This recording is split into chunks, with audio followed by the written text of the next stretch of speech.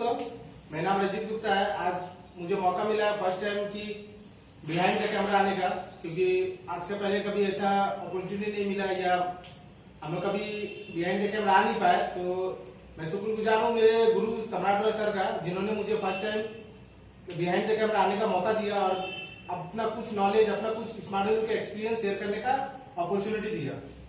तो पहले बताना चाहूंगा कि हम लोग स्मार्ट में आए क्यों है। हम लोग स्मार्ट में आए क्या, हम लोगों को यहाँ से चाहिए सक्सेस। अपना जितना सारा ड्रीम है, मेरा जितना सारा ख्वाब है, जो भी हम लोग कुछ अपना फैमिली के लिए करना चाहते हैं, उसके लिए हम लोग स्मार्ट प्लेटफॉर्म तो मिल गया है, लेकिन हम लोग को यहाँ से मेहनत करने के साथ साथ हम लोग को यहाँ क्या करना है, सक्सेस पाना है। तो सक्सेस पाने के लिए दोस्तों 4 स्टेप्स होता है। मेन सक्सेस पाने के लिए 4 स्टेप्स होता है। पहला स्टेप है स्मार्ट एजुकेशन। अब दोस्तों इसको समझना जरूरी है कि स्मार्ट एजुकेशन किसको बोला जाता है।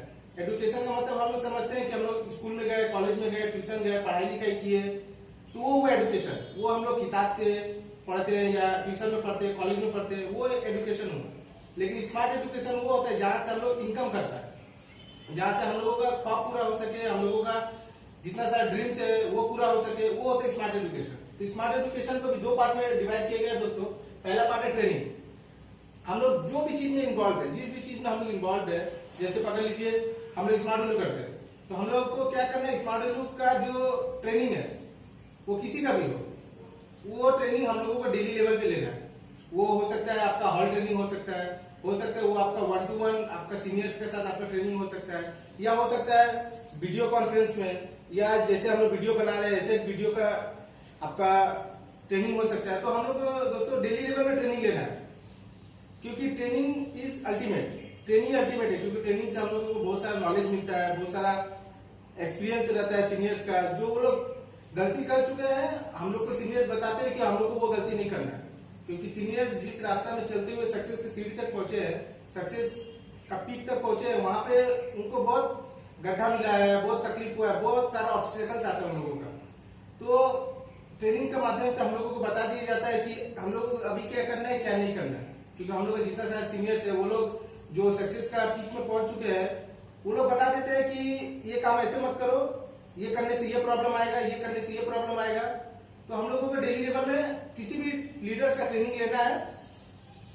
और सेकंड क्या पॉइंट आता है, डेली वर्क।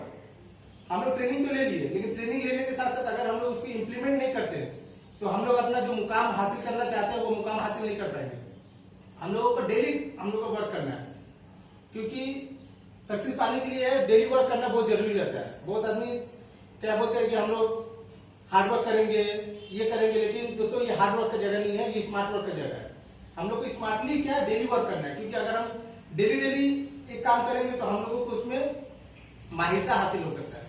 हम लोग एक काम को डेली करते हैं, डेली करने के साथ साथ वहां से हम लोग को बहुत सारा एक्सपीरियंस मिलता है। हम लोग बहुत सारे फेलियर होते हैं, फेलियर होने के साथ साथ हम लोग को वहां से एक्सपीरियंस मिलता है कि अगला दिन ये गलती नहीं करके हमको ये काम करना है। जैसे थॉमस अल्वा एडिसन, वो तो बल्ब का आविष्कार 40 साल लगा उनको करने में, लेकिन वो क्या किए, एक ही काम को डेली करते गए, डेली करते गए, डेली करते गए, तो उनको पता चला कि उनका पास 10 ईयर ऐसा थ्योरी है जिससे बल्ब का आविष्कार नहीं हो पाएगा।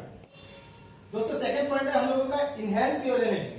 मतलब अपना जो एनर्जी है, हमको एनर्जी को बढ़ाना है। क्योंकि अगर हम लोग कोई भी काम करते हैं, हम लोग सक्सेसफुल होना चाहते हैं, तो हम लोगों को क्या करना है, हम लोगों का एनर्जी को बढ़ाना है। तो दोस्तों अपना एनर्जी को आप कैसे बढ़ा सकते हैं, तो पहला है डिजायर। आपका जो काम करने के लिए, आपका काम करने के प्रति जो आपका एनर्जी रहता है, उसको कौन बढ़ाएगा, आपका डिजायर। आप स्मार्ट वैल्यू क्यों ज्वाइन किए, आप कोई भी काम किस लिए करते हैं, हम लोगों का एक बर्निंग डिजायर होना चाहिए कि हम लोग स्मार्ट वैल्यू किस लिए आए। दोस्तों अलग अलग लोगों का अलग अलग पॉइंट होता है स्मार्ट वैल्यू आने का। कोई यहाँ पे दौलत के लिए आता है, कोई शोहरत के लिए आता है, कोई यहाँ पे मान सम्मान के लिए आता है। बहुत जन ऐसे जो यहाँ से फंड जो आपका फॉरेन ट्रिप मिलता है, जो मनी फ्रीडम मिलता है, उनका लिए आता है। तो अलग अलग लोगों का अलग अलग पॉइंट होता है। तो दोस्तों हम लोगों को कभी भी अपना यहाँ आने का जो डिजायर है, स्मार्ट वैल्यू ज्वाइन करने का जो हम लोग का बर्निंग डिजायर है, हम लोग को डिजायर को कभी भूलना नहीं चाहिए, क्योंकि यही वो चीज है जो हम लोगों को धक्का मार के आगे लेकर जाएगा। क्योंकि हम लोग अपना टीचर खुद है, हम लोग अगर चाहेंगे तो हम लोग वो चीज कर पाएंगे। तो हम लोगों को कराएगा कौन, हम लोग का डिजायर। हम लोग का एनर्जी लेवल को बढ़ाएगा कौन, हम लोगों का डिजायर। क्योंकि हम स्मार्ट वैल्यू क्यों ज्वाइन किए, इसीलिए हम लोगों का डिजायर, बर्निंग डिजायर होना चाहिए हम लोगों को, जो हम लोग का एनर्जी को बाउंस करके ऊपर तक लेके जाए। सेकेंड है ऑनेस्टी। दोस्तों ये सबसे वाइटल पॉइंट है, क्योंकि किसी भी काम में आपको ईमानदार होना बहुत जरूरी होता है। मैं ये ऑनेस्टी के कहानी का माध्यम से आप लोगों को समझाना चाहूंगा। एक बहुत समय के पहले की बात है, गांव में एक किसान रहता था। वो क्या करता था, वो रोज बटर मक्खन निकालता था। मक्खन निकालने के बाद शहर में आता था। शहर में आके एक दुकानदार को बेकरी में बिक्री करता था। तो वो 1 किलो मक्खन के बिहाफ में उसको 1 किलो ब्रेड दिया जाता था। वो ब्रेड अपना घर में लेकर जाता था, अपने बाल बच्चों को खिलाता था। तो ऐसे ही इसका दिन चलता था। एक दिन की बात है, वो किसान अपना बेकरी में गया। वो अपना जो जहाँ पे बेकरी में अपना बटर बिक्री करता था, वो बेकरी में गया। बेकरी में जाने के बाद वो 1 किलो बटर देकर 1 किलो ब्रेड लेकर वो अपना घर आ गया। तो जो बेकरी वाला था, जब वो उसको लगा कि नहीं आज बटर का वेट थोड़ा कम लग रहा है, ये 1 किलो नहीं 1 किलो से कम है, तो उसने जब वजन किया, तराजू में उसने जब वजन किया तो देखता है सचमुच ये 1 किलो बटर नहीं है, उससे कम है। वो 900 ग्राम बटर है, 100 ग्राम बटर कम है। तो वो क्या करता है, वो कोर्ट में जाता है। कोर्ट में जाने के बाद वो केस फाइल करता है। पुलिस उस किसान को अरेस्ट करके ले आकर कोर्ट में खड़ा करता है।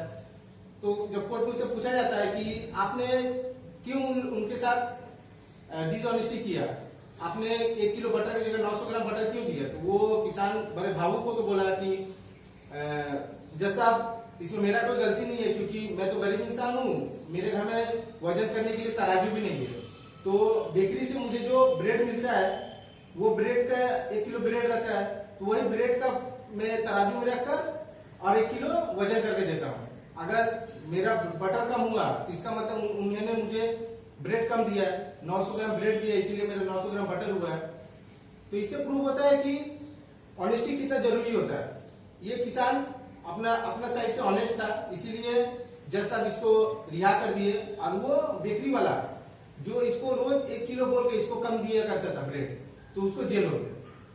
तो किसी भी काम में दोस्तों हम लोगों को ऑनेस्ट होना बहुत जरूरी है, क्योंकि ऑनेस्ट ये ऐसा चीज है जो हम लोग का एनर्जी लेवल को बढ़ाता है। हम लोग अगर कुछ डिसऑनेस्टी काम करते हैं तो देखिएगा, अगर कोई आदमी रोज गलत काम करता है तो एक दिन वो पूरा गलत हो जाता है, वो पूरा बेईमान हो जाता है। और जो बेईमान हो जाता है वो कहीं भी कोई भी सिस्टम से कुछ करके निकल के चला जाता है, क्योंकि उसका एनर्जी लेवल पूरा डाउन हो जाता है। क्योंकि वो सब समय सोचता है कि हम कहाँ से बेईमानी करें, कैसे बेईमानी करें, उसका दिमाग में सब समय बेईमानी घूमते रहता है। तो दोस्तों हम लोगों को यहाँ पे क्या करना है, हम लोगों को 100% ऑनेस्ट होना है। थर्ड पॉइंट क्या है, हेल्थ। दोस्तों आपका एनर्जी बढ़ाने के लिए आपको अपना हेल्थ को भी मजबूत रखना पड़ेगा। हम अपना हेल्थ को कैसे ठीक रख सकते हैं, हम लोग स्मार्ट वैल्यू का बहुत सारा प्रोडक्ट्स है जिसको खाकर हम अपना हेल्थ को ठीक रख सकते हैं। हम डेली मॉर्निंग वॉक करके, डेली आधा घंटा वर्कआउट करके अपना शरीर को, हेल्थ को तंदुरुस्त रख सकते हैं, जिससे हम लोगों को डेली एनर्जी मिलेगा। क्योंकि अगर हमारा हेल्थ सही नहीं रहेगा तो हमको एनर्जी कहां से मिलेगा। इंग्लिश में कहावत है दोस्तों, हेल्थ इज वेल्थ। तो हम लोग का फोर्थ पार्ट क्या है, बिलीव। ये दोस्तों ये भी बहुत वाइटल पॉइंट है, क्योंकि बिलीव पार्ट ही ऐसा है जो हमको एनर्जी को बाउंस करके ऊपर तक लेके चला जाता है। बिलीव किसका ऊपर, फर्स्ट बिलीव रखना है दोस्तों, हमें खुद का ऊपर बिलीव रखना है कि हाँ मुझसे ये काम होगा, मैं इसी काम के लिए बना हूं। ऐसा दोस्तों ये नहीं सोचना है कि नहीं ये काम मेरे लिए नहीं है, ये काम तो औरों के लिए, और लोग तो यहाँ से सक्सेसफुल हो पाए, शायद मैं नहीं हो पाऊंगा। तो ऐसा दोस्तों अपने दिमाग में कभी नहीं लाना है। पहले बिलीव करना है, खुद के ऊपर बिलीव करना है कि हाँ अगर उनसे ये काम हो पाया, अगर वो इस मॉडल में सक्सेसफुल हो पाया, अगर वो इस मॉडल में 5 लाख का गाड़ी लेकर घूम सकते हैं, वो इस मॉडल में बंगलो ले सकते हैं, उनका फॉरेन ट्रिप होता है, तो एक दिन मेरा भी हो। इसके लिए जो करना होगा मैं करूंगा। ये खुद का ऊपर बिलीव रखना है दोस्तों। सेकंड बिलीव क्या रखना है, सेकंड बिलीव रखना है दोस्तों ऊपर वाले के ऊपर, भगवान के ऊपर बिलीव रखना है। क्यों, क्योंकि भगवान चाह रहे थे, इसीलिए स्मार्ट वैल्यू जैसा ऐसा एक प्लेटफॉर्म हमको मिला जहां से हम अपने सारे सपनों को पूरा कर सकते हैं। और भगवान के साथ साथ हमको अपना जो यहाँ पे ज्वाइन कराते हैं, हमारा जो अपलाइन जो सीनियर्स रहते हैं, हमको उनके ऊपर अनकंडीशनल बिलीव रखना है। ऐसा नहीं सोचना है कि आज मेरा अपलाइन मुझे ये काम करने के लिए बोला, ये मैं करूँ या ना करूँ, इससे मेरा फायदा होगा या नहीं होगा। तो अनकंडीशनल बिलीव रखना है। जैसे हम लोग ऊपर वाला के ऊपर अनकंडीशनल बिलीव रखते हैं, तो हमें अपना अपलाइन को भी as a god unconditional believe करना है उनका ऊपर। और दोस्तों थर्ड क्या आता है, थर्ड आता है हम लोगों का जो कंपनी है, जो हम लोग स्मार्ट वैल्यू कंपनी है, कंपनी के ऊपर हम लोगों को 100% बिलीव करना है। कंपनी के बारे में बहुत सारा लोग बहुत कुछ नेगेटिव देते हैं, बहुत कुछ बोलते हैं कंपनी के बारे में, लेकिन वो सबको दिमाग से निकालकर हमको कंपनी के ऊपर बिलीव रखना है। क्योंकि जो कंपनी 20 साल से कंटिन्यू देश के लिए अच्छा कर रहा है, देश का समाज के भलाई के लिए काम कर रहा है, हम लोग की तरह जो नौजवान लड़का है जो 10, 12 फर्स्ट ईयर सेकेंड ईयर में पढ़ाई करके छोड़ दिए, जो जिनका बाहर मार्केट में कुछ नहीं होता है, उनका लिए ये कंपनी 20 साल से लगातार प्रोसेस करते जा रहा है। उन लोगों को एक सक्सेसफुल का एक नया मुकाम पर पहुंचाते जा रहा है। तो दोस्तों हम लोगों को कंपनी का बिलीव रखना है। संग कंपनी का बिलीव का संग हम लोगों को क्या करना है, हम लोगों को कंपनी का जितना सारा प्रोडक्ट्स है, वो एजुकेशन प्रोडक्ट्स हो गया, वो एग्रीकल्चर प्रोडक्ट्स हो गया, वो हेल्थ प्रोडक्ट हो गया, हम लोगों को अपना प्रोडक्ट्स के ऊपर बिलीव रखना है। तो दोस्तों प्रोडक्ट के ऊपर बिलीव रखने के लिए क्या करना पड़ेगा, हम लोगों को पहले अपना प्रोडक्ट खुद यूज करना पड़ेगा। जैसे कि मेरा घर में मुझे स्मार्ट वॉच मिलने से पहले मेरे पापा को स्मार्ट वॉच मिला था। क्यों? मेरे पापा को क्या जरूरत था? मेरे पापा को आज से 10 साल पहले मेरे पापा को बहुत शुगर था, इतना ज्यादा शुगर था कि मेरे पापा वेलोर से भी घूम के आ गए, लेकिन कुछ इफेक्ट नहीं पड़ा। डॉक्टर्स को दिखाया गया, डॉक्टर्स बोले कि इनका शुगर लेवल इतना हाई हो चुका है कि इनका बॉडी में इंसुलिन तैयार नहीं हो रहा है, और हम लोग जो बाहर से इंसुलिन दे रही है, दवाइयां दे रही है, अंदर में काम नहीं कर रहा है। तो ये जब तक दवाई भी जिंदा रहेंगे, इसके बाद हम लोग कुछ कर नहीं सकते, ऊपर लगा। तो बोला जाता है ना कि ऊपर वाला तो कभी हम लोग सामने नहीं आता, किसी न किसी का माध्यम से हम लोगों को राह दिखा देता है। तो ऐसे ही एक दीदी का माध्यम से सम्राट सर के साथ हम लोगों का घर का आदमी का जान पहचान हुआ। सर यहाँ से पापा को हेल्थ, यहाँ का जितना सारा हेल्थ सब्जेक्ट है, नोनी, प्रोटीन, ये सब पापा को प्रोवाइड किया गया। आज का डेट में 10 साल हो गया मेरे पापा को शुगर हुए। आज का डेट में मेरे पापा का शुगर बोल के कोई चीज नहीं है। और मेरे पापा रोज रात को सुबह में, जब हम लोग का नॉर्मल में मीठा खाने का हैबिट ज्यादा रहता है, तो मेरे पापा भी हम लोगों के साथ साथ मीठा खाते हैं। जो घर में दही है, रसगुल्ला है, मिठाई है, वो खाते हैं। क्योंकि सोचिए एक शुगर पेशेंट जो 10 साल पहले जो डॉक्टर बोला था कि इनका बचने को उम्मीद नहीं है, आज वो ही बंदा 10 साल के अंदर वो यहाँ से अपना हेल्थ भी ठीक कर पाए और मिठाई भी सब खाते हैं। जैसे हम लोग नॉर्मल लाइफ लीड करते हैं, उसी लाइफ लीड करते हैं। तो दोस्तों हम लोगों का जो प्रोडक्ट्स है, हमको प्रोडक्ट्स के ऊपर भी पूरा बिलीव रखना है। बिलीव रखने के लिए पहले हमको खुद यूज करना पड़ेगा। खुद यूज करके जब हम लोग देखेंगे कि हाँ ये कैसे चमत्कार की तरह काम करता है, तो हम लोगों को बिलीव आएगा। बात करो। तो दोस्तों थर्ड पॉइंट है फोकस एंड एटीट्यूड। तो फोकस क्या करना है हम लोगों को, focus the realising your present situation. हम लोगों का आज का डेट में प्रेजेंट सिचुएशन क्या है, ये हमको पहले रियलाइज करना है। अगर जब तक ये हम अपना प्रेजेंट सिचुएशन को जब तक हम रियलाइज नहीं करेंगे, तब तक हम लोग का फोकस क्लियर नहीं होगा। हम लोग क्यों इस मॉडल करेंगे, हम लोग क्यों इस मॉडल में आए, ये हमका कभी फोकस क्लियर नहीं होगा। तो दोस्तों जैसे आज का मैं बात करूं, जो सिचुएशन चल रहा है, ये चल रहा है कोरोना का सिचुएशन। कोरोना में बहुत ऐसा प्रॉब्लम आ रहा है कि हम लोग 2 महीना से घर पे बैठे हुए हैं, पूरा इंडिया का आदमी घर में बैठा हुआ है, लेकिन इनकम नहीं कर पा रहा। तो दोस्तों यहाँ से कैसे निकले? आप जैसे देख रहे हैं, आप अगर न्यूज चैनल देख रहे होंगे तो आप देखे होंगे कि ऑलरेडी 60 लाख आदमी अपना जॉब खो चुका है। और इंडियन आउटलुक एक मैगजीन का रिपोर्ट का अनुसार 10 करोड़ आदमी आने वाला 3 महीने में अपना जॉब खोने वाला है। तो इंडिया का आज का दिन में ये इंडिया का सिचुएशन है कि जहां पे पहले तो नौकरियां होती नहीं थी, किसी को नौकरियां मिलती नहीं थी जल्दी, और ऊपर से 10 करोड़ से 12 करोड़ आदमी का जॉब जाने वाला है। तो इंडिया में कोरोना महामारी जाने के बाद एक बहुत बड़ा महामारी आएगा जिसका नाम है रिसेशन। तो ये रिसेशन से कैसे बचा जाए? इससे बचने के लिए दोस्तों एक ही प्लेटफॉर्म आता है जिसको हम लोग बोलते हैं नेटवर्क मार्केटिंग। और नेटवर्क मार्केटिंग में नंबर 1 प्लेटफॉर्म है क्या? Smart value. तो दोस्तों जो बंदा आज का डेट में स्मार्ट वैल्यू में फुल फोकस्ड होकर काम करेगा, आने वाला जनरेशन उसका सेफ एंड सिक्योर्ड है। क्योंकि जितना सारा हम लोगों का सीनियर्स है, पूरे इंडिया में जितना कोई इनकम करता था या बिजनेस करता था, सबका पैसा रुका हुआ है। इवन टाटा, बिरला, अंबानी, इन लोगों का भी डेली लेवल में लॉस हो रहा है।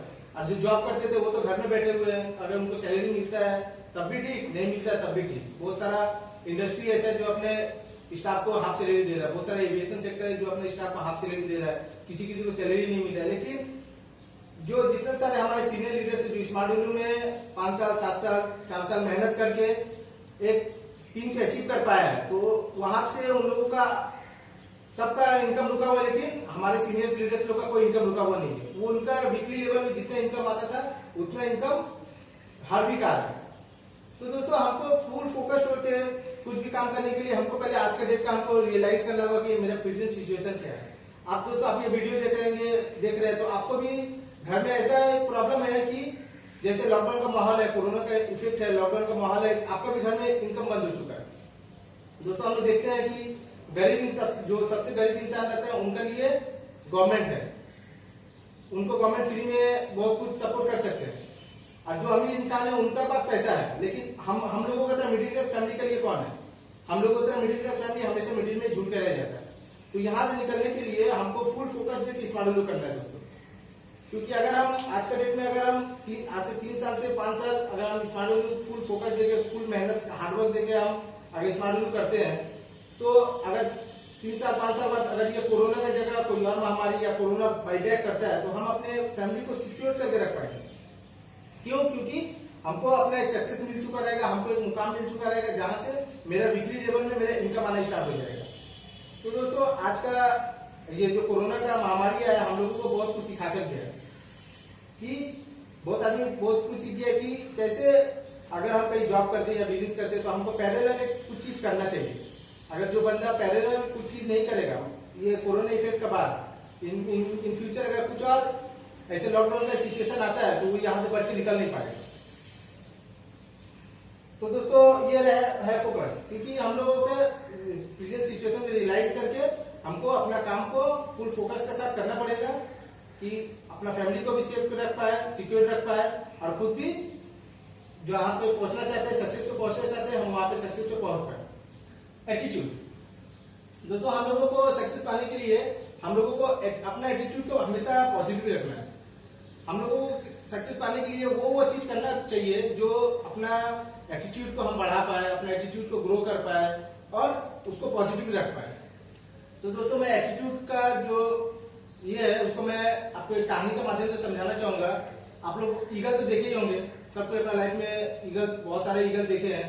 तो दोस्तों ईगल हम लोग जानते हैं, ईगल आसमान का राजा कहलाता है, क्योंकि वो जितनी ऊंचाई तो उड़ पाता है, कोई दूसरा पक्षी उतना ऊंचाई तक नहीं उड़ पाता है। और उसका जितना देखने का स्ट्रेंथ होता है, देखने का शक्ति होता है, पकड़ने का स्ट्रेंथ होता है, किसी और पक्षी का नहीं होता है।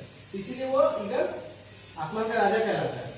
तो दोस्तों ईगल का मेरी लाइफ में एक ऐसा टाइम आता है जो ईगल का एटीट्यूड डिसाइड करता है कि उसको फिर से राजा बन के रहना है या नहीं है। क्योंकि दोस्तों हम जानते हैं कि ईगल का लाइफ 70 साल से 100 साल के बीच में रहता है। तो दोस्तों जैसे ईगल का 40 साल उम्र होता है, तो 40 साल की उम्र में उसको डिसाइड करना पड़ता है कि उसको आने वाला 40 साल फिर से वो राजा बन के रहेगा या नहीं रहेगा। तो दोस्तों ये 40 जब उसका 40 साल का उम्र होता है तो क्या होता है उसके साथ, उसका चोंच जो होता है, जो सबसे धारदार उसका चोंच होता है, जो किसी भी जानवर को मार सकता है, वो चोंच क्या होता है, नरम हो जाता है। 40 साल की उम्र तक जब वो बुढ़ा हो जाता है तो उसका चोंच आस्ते आस्ते मुंह बेंड होकर नरम हो जाता है, उसे वो शिकार नहीं कर पाता है।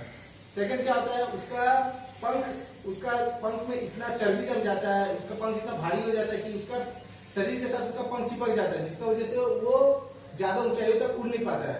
वो 20 मीटर 30 मीटर से ज्यादा उड़ नहीं पाता है। थर्ड क्या होता है, थर्ड उसका पंजा जिससे वो किसी भी जानवर को या अपना शिकार को वो पकड़ता था, वो पंजा क्या होता है, उसका पंजा मुड़ जाता है, जिसका वजह से वो किसी को भी पकड़ नहीं पाता है। तो 40 साल की उम्र में उसको डिसाइड करना पड़ता है कि क्या मैं ऐसे ही बुढ़ा होकर ऐसे बिना खाए बिना शिकार किए क्या मैं मर जाऊंगा, या फिर आने वाला 40 साल जो मेरा लाइफ रहेगा उसको मैं फिर से राजा की तरह जीऊंगा। तो दोस्तों यहाँ पर उसका जो एटीट्यूड है वो काम करता है। वो डिसाइड करता है कि नहीं, मैं आने वाला 40 साल फिर से मैं जो जिया हूँ मैं फिर से वही बन के जीऊंगा। तो दोस्तों वो क्या करता है, वो अपना एरिया का सबसे ऊंचाई वाला पहाड़ में चला जाता है। वहां पे जाके क्या करता है, फर्स्ट वो क्या करता है, वो चोंच को पत्थर पे मार मार कर तोड़ देता है। दोस्तों इसमें उसको बहुत सारा कष्ट होता है, बहुत उसको तकलीफ होता है। तो वो क्या करता है, उसका टारगेट सेट रहता है, उसका एटीट्यूड ये रहता है कि नहीं, हमको फिर से यंग होके निकलना है, हमको फिर से आसमान का राजा बनना है। तो वो अपना चोंच को लगातार कंटिन्यू 2 दिन 3 दिन 4 दिन मारते मारते वो अपना चोंच को तोड़ देता है। चोंच तोड़ने के बाद दोस्तों क्या करता है, वो अपना पंजा को पत्थर में मार मार के जितना सारा नाखून उसका बेंड हो चुका है, मुड़ चुका है, सारा नाखून को वो तोड़ देता है। तोड़ने के बाद क्या करता है, उसका फिर से जब चोंच और नाखून आना स्टार्ट होता है, 2 महीना 3 महीने का टाइम लगता है, जब उसका चोंच और नाखून आना स्टार्ट होता है तो वो क्या करता है, अपने सारे पंख को नोच देता है। वो ऐसे सिचुएशन रहता है कि अगर एक चूहा भी चाहे तो उसको उस समय मार सकता है, लेकिन वो जो प्रोसेस है वो प्रोसेस से वो कंटिन्यू गुजरता है। उसका फिर से नया पंख, नया चोंच, नया पंजा आने में उसको 5 से 6 महीने का टाइम लगता है। और जब वो 6 महीने का टाइम कवर कर लेता है तो वो फिर से एक नया बाज बनकर, एक नया ईगल बनके फिर से वो आसमान की ऊंचाइयों में जाना स्टार्ट हो जाता है उसका। वो फिर से उसका आने वाला 40 साल को वो राजा ने तरह जीता है। तो दोस्तों ये कहानी से हमको क्या सीखने मिलता है कि अपना जो एटीट्यूड है, अपना जो पॉजिटिव एटीट्यूड है, मेरा सक्सेसफुल होने के लिए, मेरा लाइफ को एक सही मुकाम पे ले जाने के लिए मेरा जो एटीट्यूड है, हम अपने एटीट्यूड को कभी चेंज नहीं करेंगे किसी भी कारण से। कुछ भी हो जाए हमको वो जगह से निकल के जाना है। जैसे ईगल सोचा कि कुछ भी हो जाए हम मर भी क्यों ना जाए, क्योंकि जब ईगल के पास नोक, पंजा, नाखून ये सब नहीं था तो वो एक चूहा भी चाहे या कोई भी चाहे तो उसको मार सकता था, क्योंकि उसको अपना डिफेंस करने के लिए उसके पास कुछ नहीं है, ना पंजा है, ना चोंच है, ना उड़ने के लिए पंख है, भाग भी नहीं सकता है। तो वो 6 महीने का वो स्ट्रगल किया क्यों कर पाया स्ट्रगल, क्योंकि उसका माइंडसेट क्लियर था, उसका एटीट्यूड एकदम फिक्स था कि नहीं, हमको जब यहाँ तक हम पहुंचे तो यहाँ से हम रिटर्न बैक नहीं करेंगे, हमको यहाँ से निकल के जाना है, हमको फिर से आसमान का राजा बनना है, हमको ऊंचाइयों तक छूना है, हमको वहां से अपना जितना लाइफ हम जैसे जीते हुए आए हैं राजा की तरह हम उसे लाइफ जिएंगे। तो दोस्तों ईगल के तरह ही हम लोगों को अपना एटीट्यूड रखना है कि हम स्मार्ट में आ चुके हैं तो स्मार्ट में हम कुछ करके यहाँ से निकलेंगे। हम स्मार्ट में आ गए हैं तो ऐसे नहीं कि आज ये किए तो कल हम वहां पे फोकस करें, कल हम वहां पे फोकस करें, नहीं, हम स्मार्ट में आए अपने पॉजिटिव एटीट्यूड के साथ हम खुद को भी चेंज करेंगे और समाज का भी 10 आदमी को चेंज करेंगे। ये माइंडसेट लेके हम लोगों को काम करना है। तो दोस्तों आगे बढ़ते हैं। हमारा चौथा पॉइंट है अवॉइड 4C। हम लोगों को जिंदगी से हम लोग का ये जो 4C है ये हम लोगों को हमेशा के लिए परमानेंटली डिलीट कर देना है, दोबारा आए नहीं। पहला सी क्या है दोस्तों, पहला चीज है क्रिटिसाइज। क्रिटिसाइज मतलब क्या होता है, क्रिटिसाइज मतलब होता है आलोचना करना। कैसे, जैसे आज का माहौल जैसे पकड़ लीजिए, आज का माहौल जो है सिचुएशन चल रहा है आपका कोरोना वायरस का। तो कोरोना वायरस में देखिएगा कि आदमी लोग क्या कर रहा है, ब्लेम कर रहा है। किसको ब्लेम कर रहा है, कोई ममता को ब्लेम कर रहा है, कोई मोदी को ब्लेम कर रहा है। ऐसे करके हम लोग को क्या कर रहा है, आलोचना कर रहा है, ब्लेम कर रहा है किसी को भी। क्या कि नहीं, गवर्नमेंट को हम लोगों को पहले से पता कि ये लॉकडाउन करना चाहिए था, ये लॉकडाउन पहले करना चाहिए था, ये लॉकडाउन अभी बंद कर देना चाहिए। तो मनुष्य क्या करता है, इंसान क्या करता है, अलग अलग एंगल से अलग अलग लोगों को हमेशा क्रिटिसाइज करता है। तो दोस्तों हम लोगों को क्या करना है, स्मार्ट में हम लोगों को बाहर में किसी को कभी क्रिटिसाइज नहीं करना है। अगर क्रिटिसाइज करना है तो खुद को क्रिटिसाइज करना है कि क्या क्रिटिसाइज करना है, अगर वो बंदा से हो पाया तो मुझसे क्यों नहीं हो पाएगा, अगर वो बंदा वो कुछ कर पाया तो मैं क्यों नहीं कर पाऊंगा। हमेशा खुद को गाली देना है, खुद को हिट करना है, खुद को क्रिटिसाइज करना है। अगर मैं खुद को जितना क्रिटिसाइज करूंगा उतना मैं अपने आप को आगे बढ़ाने में खुद को मदद कर पाऊंगा। इसलिए दोस्तों हम लोगों को क्या करना है, हम लोगों को बाहर में किसी को भी क्रिटिसाइज नहीं करना है, कभी नहीं करना है। वो स्मार्ट में मार्केट में करे या हम बाहर में करें, हम लोग को कभी भी किसी को क्रिटिसाइज नहीं करना है। अगर क्रिटिसाइज करना है तो खुद को क्रिटिसाइज करना है। सेकंड क्या है दोस्तों, सेकंड है कंडेम। कंडेम का मतलब होता है निंदा करना, निंदा करना। तो दोस्तों मैं इसको एक कहानी के माध्यम से आपको समझाना चाहूंगा कि निंदा करना से क्या होता है। तो एक गांव का कहानी है। एक गांव में एक इंसान रहता था, उनका नाम था बालाजी। वो बालाजी क्या करते थे, वो हर एक महीना एक अपना घर में कृष्ण भगवान के बहुत बड़ा पूजा करवाते थे। पूजा में बहुत सारा गांव का 100 1000 इंसान आता था, आते था पूजा में शरीक होते थे। उसके बाद सारे लोगों को खाने पीने का व्यवस्था किया जाता था, वो बालाजी करते थे। और वो सोचते थे कि अगर मैं मनुष्य की सेवा करूंगा, इंसान का अगर सेवा करूंगा तो मुझे मोक्ष की प्राप्ति होगी, मुझे एक दिन भगवान दर्शन मिलेगा। तो वो एक दिन ऐसे ही अपना पूजा का प्रोग्राम फिक्स हो गया कि 2 दिन बाद पूजा है। तो वो सारा मार्केटिंग में निकलते हैं। तो मार्केट में उनको एक बहुत गरीब इंसान मिलता है। वो गरीब इंसान का कपड़ा फटा हुआ रहता है, पैर में जूता नहीं रहता है। वो गरीब इंसान बालाजी के पास आकर बोलते हैं कि साहब मुझे नौकरी चाहिए, तो क्या आप अपने यहाँ पे मुझे नौकरी दीजिएगा। तो वो ऊपर से नीचे तक उनको देखते हैं, देख के बोलते हैं आप तो देखने में बहुत अच्छे हैं, सुंदर है, आपका ये फटे हाल कैसे है। बोला नहीं, मैं तो एक मजदूर हूँ, बहुत गरीब इंसान हूँ, मैं जहाँ नौकरी करता था वहां से मुझे निकाल दिया गया और मैं नया फिर से नौकरी ढूंढने के लिए निकला हूँ। तो वो बोलते हैं कि ठीक है मैं तुम्हें नौकरी पे रख लूंगा, तो तुम सैलरी क्या लोगे। तो बोला नहीं, मुझे कुछ सैलरी नहीं चाहिए, मुझे खाना चाहिए। तो बोला ठीक है मैं आपको खाना दूंगा। तो बोला नहीं, मैं खाना थोड़ा ज्यादा खाता हूँ। बोला आप कितना खाना खाते हो। तो बोला मैं रोज 5 किलो खाना खाता हूँ। तो बोला कि ठीक है कोई प्रॉब्लम नहीं है, आप मेरा बहुत पैसा है, मैं तो लोगों को सेवा करता ही हूँ, आप मेरे साथ मेरे घर में काम कीजिए, आप भी मेरे साथ लोगों की सेवा कीजिए, मेरे घर का जितना सारा काम होता है वो कर दीजिए, उसका बदले मैं आपको 5 किलो खाना रोज दे दूंगा। तो वो बोलते हैं देखिए इसका एक कंडीशन है, मेरा एक शर्त है। बोलता है क्या शर्त है। तो वो मजदूर जो रहता है एक्चुअल में वो भगवान रहता है। वो भगवान मजदूर का वेश धारण करके उस बालाजी जो इंसान रहता है, जो भगवान का परम भक्त रहता है, उसका पास पहुंचता है। तो वो बोलता है कि देखिए मैं आपका यहाँ तो काम तो करूंगा, लेकिन मेरा एक शर्त है। तो बालाजी पूछता है क्या शर्त है? तो बोलता है जो भगवान रूपी जो मजदूर रहता है वो बोलता है कि अगर मैं आपका यहाँ पे काम कर रहा हूँ, अगर कोई भी मेरा लेकर अगर निंदा करेगा, कोई भी मेरा लेकर अगर निंदा करेगा तो मैं उसी दिन काम छोड़ के चला जाऊंगा। तो बोलता है ठीक है, कोई आपका निंदा नहीं करेगा, आप मेरे साथ चलिए। वो बालाजी उसको घर लेके आता है। घर लेके आने के बाद वो बहुत दिन बालाजी के साथ रहता है, उसका बहुत खास आदमी बन जाता है। बालाजी उसको पूरा अपना घर का मेंबर का तरह ट्रीट करते हैं, उनको रोज खाना दिया जाता है, उसको पूरा अपना परिवार का आदमी समझ लेते हैं। तो ऐसे बहुत दिन चलते चलते एक दिन क्या होता है, बालाजी अपना बिजनेस करने के बाद वो अपना घर लौटते देखते हैं कि वो मजदूर है नहीं, जो भगवान रूपी मजदूर था वो मजदूर है नहीं। तो अपना वाइफ से पूछते हैं कि क्या बात है, मजदूर कहाँ गया? तो उसका वाइफ पहले कुछ बोल नहीं रही कि क्या हुआ। तो वो अपना वाइफ को जब धमकाता है, अपना पत्नी को जब धमकाता है, तो बोलो क्या बात है, वो दिख क्यों नहीं रहा है? तो वो बोलती है कि नहीं वो खाना तो ज्यादा खा रहा था तो मैंने उसकी निंदा कर दी।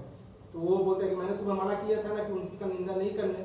तो वो क्या करता है, बालाजी संग से बाहर निकल जाता है। बाहर निकल जाने के बाद गाँव घूमता है। गाँव घूमते हुए वो सिर्फ उसी को ढूंढता है जो उसका मजदूर रहता है, उसी को ढूंढता है। ढूंढते ढूंढते बहुत दूर तक चला जाता है। तो जैसे बहुत दूर तक जाता है, ऊपर से एक आकाशवाणी होता है। जो भगवान थे वो प्रकट होते उसके सामने, प्रकट होकर बोलते हैं कि मैं ही था, उस मजदूर के वेश में मैं ही था। तो बोलते भगवान ये तो मुझसे बहुत बड़ा पाप हो गया, मैं अपने घर पे आपको ला के मजदूरी करवाया, आपसे मेरे घर पे सारे काम करवाया, ये तो मुझसे बहुत बड़ा अपराध हो गया। तो भगवान बोलते ये अपराध नहीं है, ये कोई अपराध नहीं है। तुम मुझे इतने दिन से पूजा कर रहे हो, मुझे तुम अपने घर में बुलाना चाहते हो, तो मैं खुद अपने मन से तुम्हारे घर पे गया, लेकिन मेरे एक शर्त थी कि जिस दिन मेरी निंदा होगी उस दिन मैं वहां से निकल के चला जाऊंगा। तो आज मेरी निंदा हुई, इसीलिए मैं तुम्हारे घर से निकल के चला आया। तो दोस्तों इस कहानी से हम लोगों को सीखने मिलता है कि अगर हम निंदा करते हैं भगवान की भी, तो भगवान भी हमें छोड़ के चला जाएगा। तो मनुष्य क्या है, अगर हम किसी मनुष्य की या किसी इंसान की अगर हम निंदा करते हैं, वो इंसान भी हमें एक ना एक दिन छोड़ के चला जाएगा। तो दोस्तों हम लोगों को अपना लाइफ से ये निंदा करना, जिसको बांग्ला में आप लोग सुने होंगे परेर निंदा परेर चर्चा, ये हम लोग को लाइफ से हटा देना है। कि दुनिया में जो इंसान जो कर रहा है, जो करके खुश है, वो खुश रहे। हमको कभी उसका लेकर निंदा नहीं करना है, उसको कंडेम नहीं करना है, उसको लेकर कभी उसका पीठ पीछे कुछ बोलना नहीं है कि हाँ वो ये कर लिया, वो ऐसे इंसान है वैसे इंसान है। कभी हम लोग किसी का निंदा नहीं करना चाहिए, क्योंकि निंदा करने से अगर भगवान रूठ जाते हैं तो निंदा करना बहुत बड़ा पाप होता है। तो दोस्तों हम लोग का थर्ड पॉइंट है कंप्लेन, शिकायत। अब दोस्तों आप लोग देखे होंगे बहुत इंसान हर एक चीज पे शिकायत करता है, हर एक चीज पे। उसको अगर सुबह उसका नल में 5 मिनट लेट से पानी आता है तो उसका लेकर उसको शिकायत है। अगर उसका पकड़ लीजिए रास्ता का रिपेयरिंग चल रहा है, तो रास्ता के रिपेयरिंग में तो प्रॉब्लम आता है, तो धूल उड़ता है, थोड़ा गड्ढे होते हैं, तो उसपे भी लोगों को बहुत प्रॉब्लम होता है कि ये सरकार क्या कर रही है, ये धूल उड़ रहा है, ये गड्ढे हो जा रहे हैं। तो दोस्तों अलग अलग इंसान के अलग अलग कंप्लेन होता है। तो हम लोगों को अपना लाइफ से कंप्लेन नहीं करना है, कभी बेमतलब किसी को भी कंप्लेन में नहीं लेके जाना है, किसी का लेके हम लोगों को शिकायत नहीं करना है। तो दोस्तों मैं कंप्लेन को भी एक कहानी के माध्यम से बताना चाहूंगा। बहुत दूर एक गांव था। गांव में क्या हुआ, गांव का जो रास्ता था, तो रास्ता में बहुत बड़ा पत्थर था, बहुत बड़ा पत्थर था। तो जो आदमी वो गांव का रास्ता से जाता था, वो पत्थर उसका अड़चन बनता था। तो एक बार एक ग्रुप गया बाई कार, गांव का रास्ता से गया, तो देखा बहुत बड़ा पत्थर है, तो वो उसको इग्नोर करके चला गया, कुछ बोला नहीं, इग्नोर करके चला गया। फिर एक ग्रुप आया, कुछ देर बाद फिर एक ग्रुप आया, वो भी लोग बाई कार था। वो लोग भी जब रास्ता से जा रहा था तो बहुत बड़ा पत्थर देखा। पत्थर देखने के बाद वो लोग क्या किए, वो लोग इग्नोर नहीं किए, वो लोग उस राजा को पूछने लगे कि कैसा राजा है, इस गांव के राजा का कोई ये नहीं होता है कि यहाँ पे इतना बड़ा पत्थर है, राहगीर लोग को जो रास्ता में चलते आएंगे उन लोगों को कितना प्रॉब्लम होगा। वो लोग बहुत उनको लेकर ब्लेम करने लगे, उनको गाली देने लगे, राजा को शिकायत करने लगे, करते हुए लोग चले गए। फिर एक मजदूर अपना डेली का काम करते हुए पहाड़ से नीचे उतरता है। पहाड़ से नीचे उतर के देखता है कि बहुत बड़ा पत्थर रास्ता में रखा हुआ है। तो वो क्या करता है, वो देखता है, सोचता है कि इस पत्थर की वजह से तो बहुत लोगों को तकलीफ होती होगी, मैं इस पत्थर को अलग कर देता हूँ, हटा देता हूँ यहाँ से। तो दोस्तों वो बहुत कड़ी मेहनत करता है, वो अकेला रहता है, वो बहुत कड़ी मेहनत करके वो बिना शिकायत किए वो क्या करता है, वो पत्थर को उठाकर बगल में कोने में रख देता है। जैसे कोने में रखता है वो देखता है कि पत्थर के नीचे एक गड्ढा है, गड्ढा में एक बोरा, एक बैग भर के सोना का सिक्का रखा हुआ है। तो सोना का सिक्का उठाता है, बैग उठाता है, बैग में देखता है एक चिट्ठी है। चिट्ठी में लिखा रहता है कि मैं इस गांव का राजा ये चिट्ठी लिख रहा हूँ और मैं बोलता हूँ कि जो भी इंसान ये पत्थर को हटाएगा वो इस सोने के बैग को डिजर्व करेगा। तो वो मजदूर जो रहता है वो बैग को खुशी खुशी लेके अपने गांव चला जाता है। गांव में जाके वो अमीर लोगों की तरह जिंदगी जीने लगता है और अपने लाइफ को बेटर जगह में लेके चला जाता है। तो दोस्तों यहाँ से हमको सीखने मिलता है कि अगर वो जो जितने लोग वो बाई कार से जितने बहुत सारा ग्रुप गए, अगर वो लोग चाहते तो उन लोगों को कम मेहनत लगता है। वो लोग 4 जन 5 जन 10 जन मिलकर बहुत आसानी से उस पत्थर को उठा के बगल में रख पाते, रास्ता क्लियर कर पाते। लेकिन उन लोगों ने क्या किया, उन लोगों ने कंटिन्यू राजा को ब्लेम किया, कंटिन्यू राजा को ब्लेम किया, क्रिटिसाइज किया, कंडेम किया।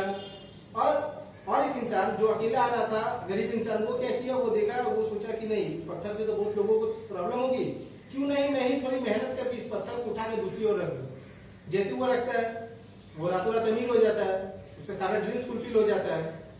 तो दोस्तों इस कहानी से हमको सीखने मिलता है कि लाइफ में हम लोगों को कंप्लेन कभी नहीं करना चाहिए, बिना मतलब का हम लोगों को कंप्लेन नहीं करना चाहिए कि जो चीज होता है वो अच्छे के लिए होता है। जैसे अगर कोई रास्ता का रिपेयरिंग मुस्पिलिटी, अगर किसी रास्ता का रिपेयरिंग करता है तो रिपेयरिंग करते समय बहुत सारा धूल उड़ेगा, बहुत सारे गड्ढे होंगे, लेकिन 2 दिन 4 दिन जाने के बाद हम लोग देखेंगे कि वो रास्ता पूरा स्मूथ बन चुका है, हम लोगों को आने जाने में हम ही लोग का सुविधा हो रहा है। तो हम लोगों को कंप्लेन अपना लाइफ से परमानेंटली डिलीट कर देना है। और दोस्तों फोर्थ पार्ट क्या है, कंफ्यूज। कंफ्यूज क्या है दोस्तों, कंफ्यूज मतलब कि किसी भी चीज को लेके 2 राय देना, किसी भी चीज को 2 राय देके एक इंसान को कंफ्यूज कर देना। जैसे अभी कोरोना का सिचुएशन चल रहा है कि आप लोग देखेंगे, आप लोग अपने आस पड़ोस में सुनेंगे कि एक बंदा को कोरोना वायरस इफेक्ट किया है, एक आदमी बोला वो पॉजिटिव है, एक आदमी बोला वो नेगेटिव है। बीच में आप क्या हो गए, आप कंफ्यूज हो गए। जैसे मैं खुद के मोहल्ला की बात करूं, 3 दिन पहले मेरे मोहल्ला में एक अफवाह उड़ा कि हमारे जो पड़ोसी है, एक गली छोटी जो पड़ोसी रहते हैं, उनको कोरोना हो गया, उनको कोरोना हो गया। कोई बोल रहा है कि वो 100% इफेक्टेड है, हॉस्पिटल में भर्ती है, कोई बोल रहा है कि नहीं वो मे भी इफेक्टेड है, शायद उनको कोरोना हुआ है लेकिन वो घर में ट्रीटमेंट ले रहे।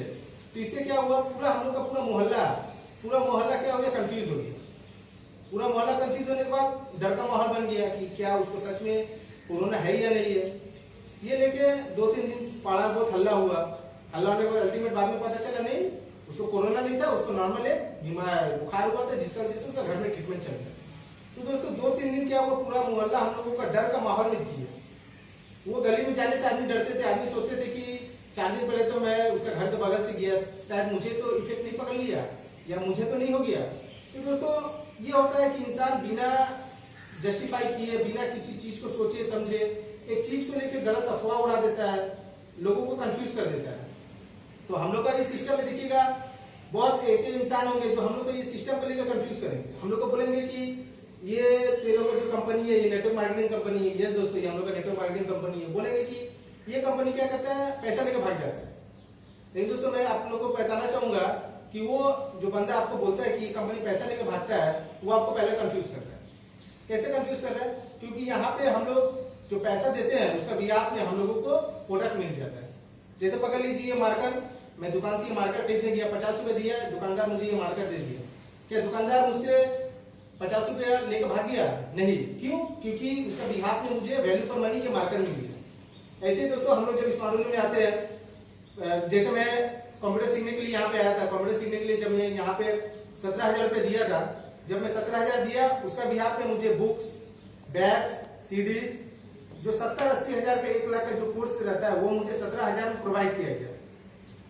मुझे वैल्यू फॉर मनी मिल गया। वैल्यू फॉर मनी मिलने के बाद मुझे अपना कोर्स मिल गया, कोर्स कर लिया मैंने। तो इसमें मेरा पैसा कहाँ कोई कंपनी लेकर भागा। अगर कोई हेल्थ लेके आता है, वो हेल्थ लेके आता है तो उसको हेल्थ सब्जेक्ट जो रहता है उसको पूरा हेल्थ सब्जेक्ट प्रोवाइड किया कर दिया जाता है। जो एग्रीकल्चर लेके आता है उसको एग्रीकल्चर का सारा प्रोडक्ट प्रोवाइड कर दिया जाता है। तो मार्केट में बहुत सारे लोग होंगे जो हम लोगों का इंडस्ट्री भी लेके नेगेटिव फैलाएंगे, कंफ्यूजन फैलाएंगे कि ये कंपनी पैसा लेकर भागता है, और भी बहुत सारा नेगेटिविटी मार्केट में फैलाएंगे। तो मैं वीडियो को ज्यादा लेंदी नहीं करना चाहूंगा। तो मैं यहीं पे अपना वीडियो समाप्त करता हूँ। Thank you.